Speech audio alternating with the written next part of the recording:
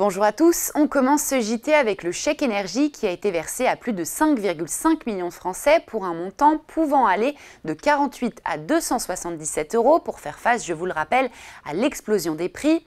Si on vous en reparle aujourd'hui, c'est parce que certains foyers éligibles ont été oubliés et sont donc passés à côté de leur précieux chèque, et c'est peut-être votre cas d'ailleurs. Pour réparer cette injustice, des associations de consommateurs se sont mobilisées, poussant ainsi le gouvernement à réparer son erreur. Du coup, bonne nouvelle, le 4 juillet, un guichet de réclamation a été ouvert, permettant à tous les bénéficiaires lésés de se faire connaître. Si c'est votre cas, vous avez jusqu'au 31 décembre pour faire votre demande sur le site chèqueenergie.gouv.fr. N'oubliez pas au préalable de vérifier votre éligibilité à l'aide d'un simulateur mis en place par le gouvernement.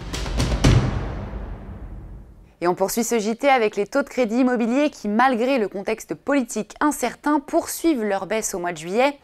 Et oui, les élections législatives ne semblent pas effrayer les banques, car selon le courtier Vous Financez, les taux de crédit restent toujours attractifs en ce mois de juillet, preuve d'une volonté intacte des banques de prêter.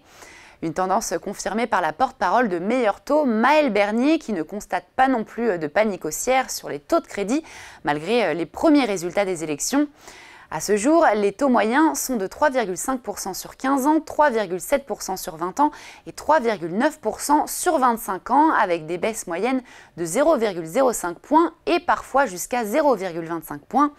À noter qu'il faudra quand même attendre le résultat final des élections du 7 juillet pour voir comment réagissent les marchés et les banques.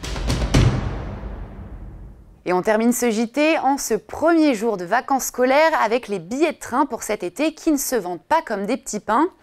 Et oui, alors que les départs en vacances ont démarré pour beaucoup de Français, les gares semblent étonnamment moins remplies cette année.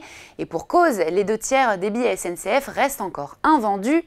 Plus de 12 millions de billets qui peinent à trouver preneur en raison surtout des prix élevés, ce qui pousse de nombreux voyageurs à opter pour d'autres moyens de transport pour partir en vacances cette année.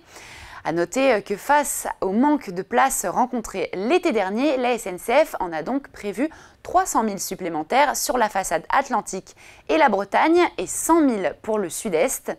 Si ces billets ne sont pas vendus, il y aura donc des affaires à faire, mais forcément ce sera à la dernière minute. Et voilà, Parlons Cash l'hebdo, c'est fini. On se retrouve la semaine prochaine sur Boursorama.